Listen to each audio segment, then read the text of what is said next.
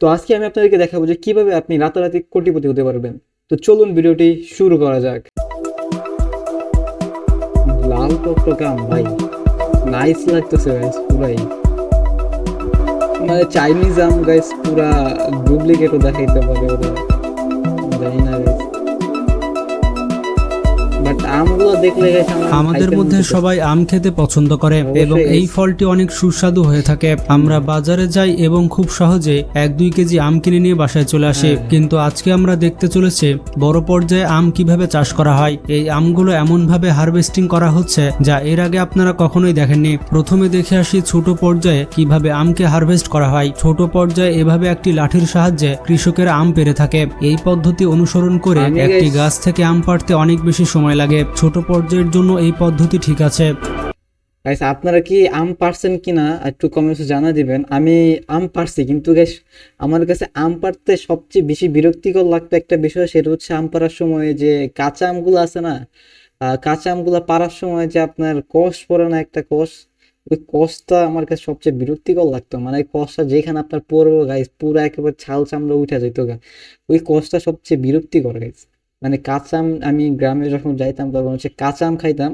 তো কাঁচা আম খাওয়ার জন্য তো অবশ্যই পারতে হবে। তো পারার সময় আমার যে কোনো জায়গায় কষ লাগতো, কিভাবে লাগতো, অনেক সেফটি ভাবে পারতাম, তারপরেও যে কেমনে কেমনে কষগুলো লাগতো আমি সেটাই বলতে পারি না।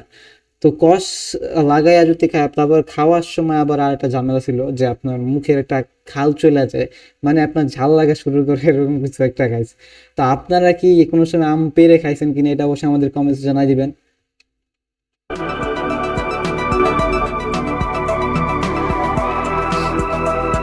কিন্তু বড় পর্যায়ের জন্য এটি একেবারে কার্যকর নয়। যেই বাগানে 1 থেকে 2000 আম গাছ রয়েছে, সেই গাছগুলো থেকে আম পাড়ার জন্য বড় মেশিনের প্রয়োজন হয়। তো চলুন দেখে আসি ইন্ডাস্ট্রি লেভেলে এই কাজ কিভাবে করা হয়। সবচেয়ে বড় ব্যবসা আমের ব্যবসা। এটি হচ্ছে হাইড্রোলিক ল্যাডার। উঁচু গাছের ফল পাড়ার জন্য এই ল্যাডার বিশেষভাবে ব্যবহার করা হয়।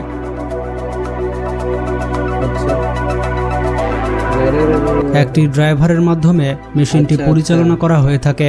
মেশিনের সামনের এই জায়গাটিতে একজন মানুষ দাঁড়িয়ে যায়। এই কর্মী খুবই দ্রুত গাছ থেকে ফল পাড়ে এবং তার সাথে যে ঝুলি থাকে সেটিতে ভর্তি করে ফেলে। যখন স্টোরেজ কেবিন পুরোপুরি ভর্তি হয়ে যায় তখন সেই ফলগুলোকে ঢেলে নিয়ে ফাঁকা করে নেওয়া হয়। এখান থেকে আমগুলো চলে যায় পরিষ্কার হওয়ার জন্য।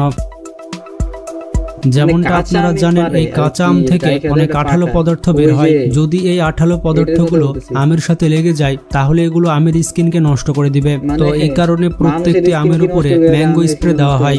এটি হচ্ছে আমের জন্য একটি বিষয়টা এমনই যে কেমন জানি হয়ে যায় না, আসলে নিজের কোষ নিজেরই ক্ষতি করে ভাই, এটা আসলে কেমন কথা। বিশেষ কেমিক্যাল। যেই আমের গাছগুলো বেশি উঁচু হয় না সেই গাছের আমগুলোকে হাত দিয়ে কিংবা পিকিং স্টিক দিয়ে পাড়া হয়। আম পাড়ার সময় এই বিষয়ে খেয়াল রাখা হয় আমের যে আঠালো পদার্থ রয়েছে সেটা যেন চোখে পড়ে না যায় কিংবা কর্মীদের শরীরে না লেগে যায়। যদি এগুলো কর্মীদের শরীরে লেগে যায় তাহলে তাদের স্কিনের বড় ধরনের ক্ষতি করতে পারে। তো এই কারণে যে সকল কর্মীরা আম পেড়ে থাকে তারা একটু পরপর এই কেমিক্যালে হাত ধুয়ে নেয়। এরপর সকল আমগুলো ফ্যাক্টরিতে পাঠানোর জন্য প্রস্তুতি গ্রহণ করা হয়। আমগুলো যখন ফ্যাক্টরিতে পৌঁছে যায় তখন এই আমগুলোকে পরিষ্কার করা হয় ক্লোরিনেটেড ওয়াটার দিয়ে। প্রত্যেকটি আমকে ভালো মতো পরিষ্কার করা হয়। এরপরে আমরা এইরকম একটি মেশিন দেখতে পাবো যেটি আমের সাইজ অনুযায়ী এটিকে বিভিন্ন ভাগে ভাগ করে দেয়। আমের সাইজ অনুযায়ী আমগুলো বিভিন্ন সেক্টরে চলে যায়। যখন আমগুলো তার সাইজ অনুযায়ী বিভিন্ন সেক্টরে চলে যায় তখন এগুলোকে আলাদা আলাদা বাক্সতে প্যাকেট করা হয়। এরপর আমগুলোকে পাঠিয়ে দেওয়া হয় পুরো পৃথিবীর মার্কেটে।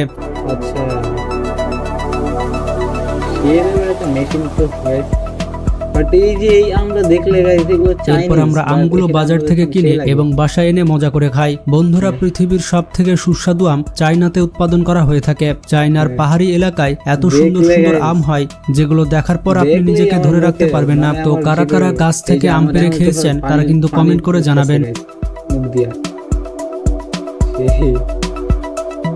এরপরে রয়েছে অ্যামেজিং ফিশিং টেকনিক্স। প্রথমে আমরা দেখে আসি বাঁশের টুকরা দিয়ে কিভাবে মাছ ধরতে হয়। এই পদ্ধতিতে মাছ ধরা দেখতে অনেক সুন্দর লাগে। বন্ধুরা, মাছেরাও কিন্তু অনেক চালাক হয়ে থাকে। অনেক সময় অনেকবার চেষ্টা করার পরও একটি মাছও ধরা যায় না, কিন্তু কম্বোডিয়া দেশের মানুষ মাছের থেকে অনেক চালাক হয়ে থাকে। তারা এক একটা গোপাল ভাঁড়ের বংশধর। তো যাই হোক, বাঁশ দিয়ে মাছ ধরার জন্য তারা প্রথমে বাঁশ গোপাল ভাঁড়ের বংশধর গাইছে, এক একটা গোপাল এভাবে ভাঁড়ের কেটে নেয়। বংশধর।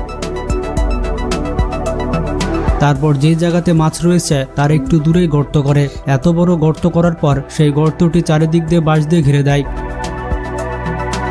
এরপর পুকুর থেকে কিংবা নদী থেকে এই বাঁশের মধ্যে মাছ চলে আসে আর গর্তের মধ্যে পড়ে যায়। ও, এটা গাইস আপনাদের আপনাদের এলাকায় ভাই এই মাছটারে কি মাছ বলে একটু কমেন্টে বলে যান।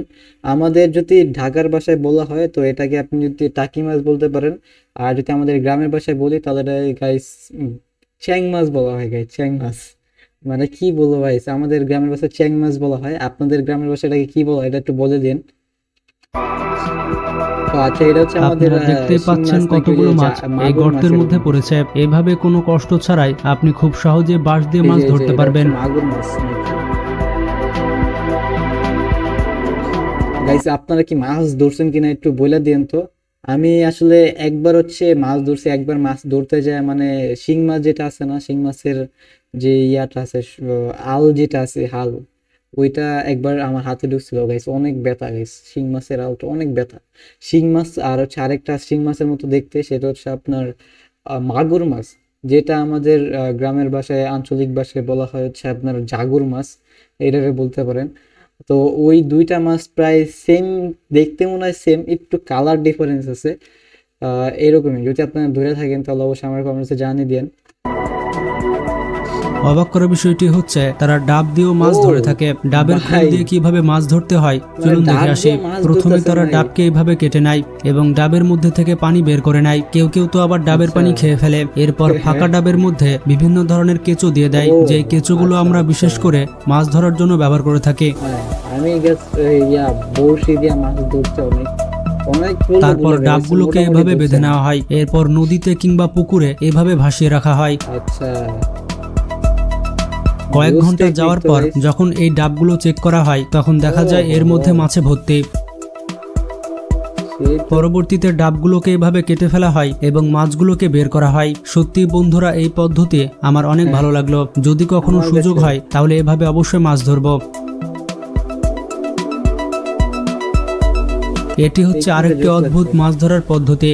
এই পদ্ধতি মানে চায়নার কি মানুষ guys? অনুসরণ করে থাকে। এই পদ্ধতিতে কর্মোরেন্ট নামের পাখিকে ব্যবহার করা হয়। এই পাখিগুলোকে নৌকার মানে সাথে বেঁধে দেওয়া হয়, পাখি দিয়া এমনকি তাদের মাছ ধরে? গলার সাথে ভালো মতো দড়ি বাঁধা হয়। তাদের গলাতে এভাবে দড়ি বাঁধা হয় যাতে তারা মাছকে গিলে ফেলতে না পারে। আর এভাবে পাখিগুলোকে পানির মধ্যে ব্যথা ছেড়ে পায় না গাইস, মানে গলার ভিতরে যদি দড়িটা বাঁধে তারপর ব্যথা পায় না?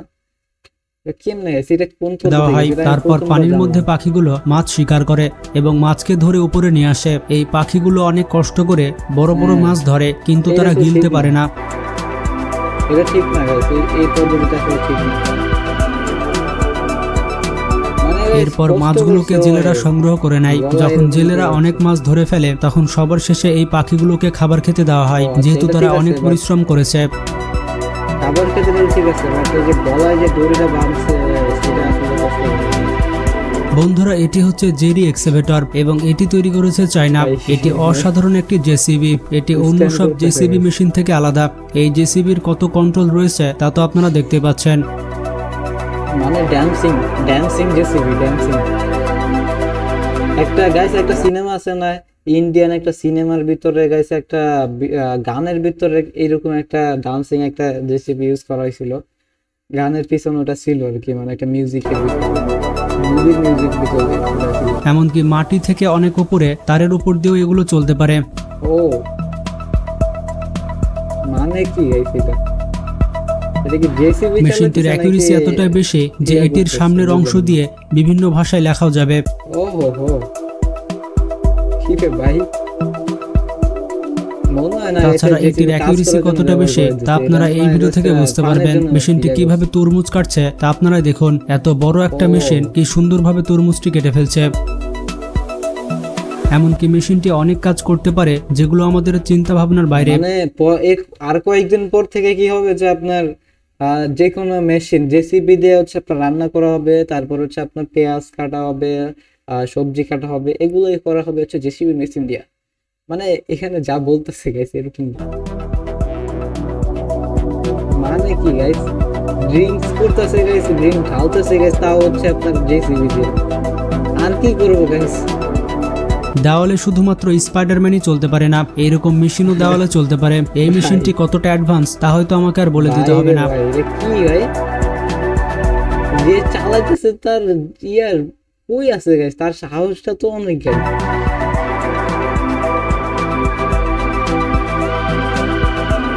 আমার মনে হয় গেছে এগুলো মেশিন না গেছে, এগুলো জাস্ট রোবট মনে হয় ভাই, এরকমই মনে হইতেছে গাইস। ওকে, তো এটাই ছিল আজকের আমাদের ভিডিওটি কেমন লাগছে অবশ্যই কমেন্ট বক্সে জানা দিবেন। তো দেখাবো নতুন ভিডিওতে, ততক্ষণ তো ভালো থাকবেন, সুস্থ থাকবেন, এন্ড পিস আউট।